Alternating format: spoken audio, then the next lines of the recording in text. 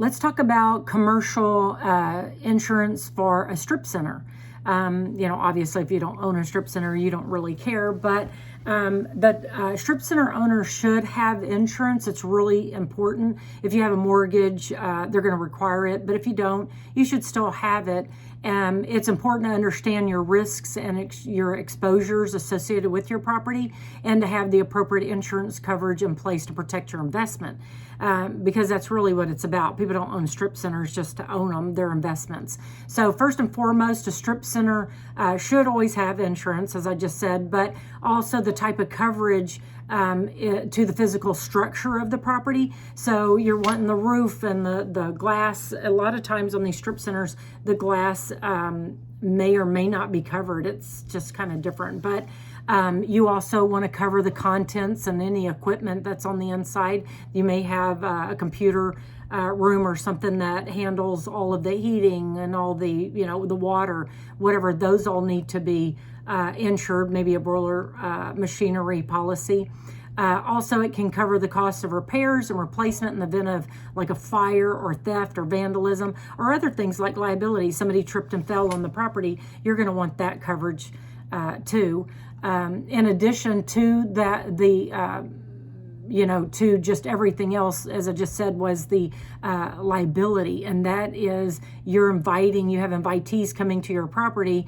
I've seen some things that were,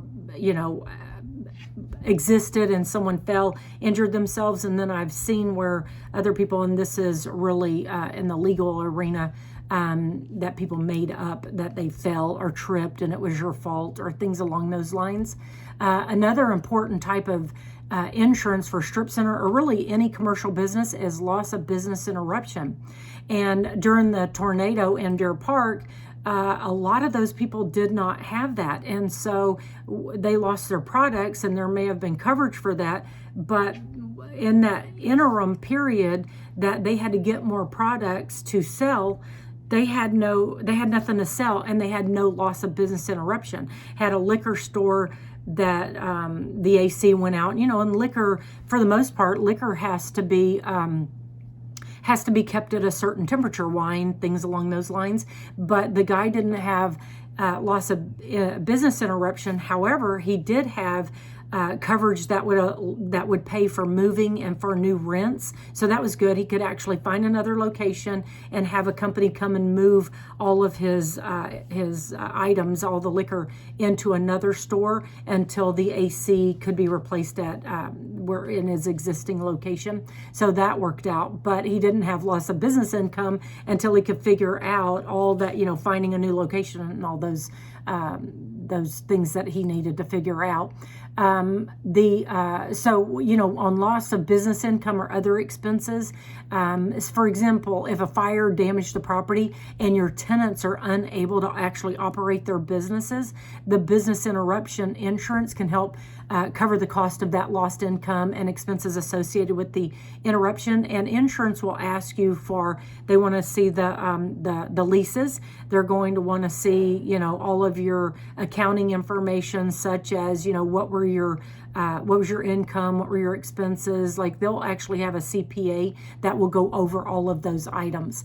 Finally, a strip center should always consider having flood insurance. It's very expensive. Again, my friend, her dad owns several strip centers. One of the strip centers, he chooses not to have flood insurance on his other ones because it's flooded here, especially Harvey, and it never flooded those strip centers. But one piece, and I'm talking like maybe, a very end of the entire, L-shaped strip center, just a small portion, very, very small portion, is in the floodplain. So they have to get, because this is, the structures on this address, they have to get flood insurance for the whole entire property, not just that piece. So keep that in mind when you're even thinking about buying a piece of property, if you're choosing not to have that flood insurance, because it can get really expensive. However, if you have it, these are $2 million policies. I'm not sure. You can go higher than $2 million, but they're very worth it if you need it and you didn't have it, you would know. But if you had it, this could be the difference between, keeping your structure, being able to rebuild it and not rebuild it.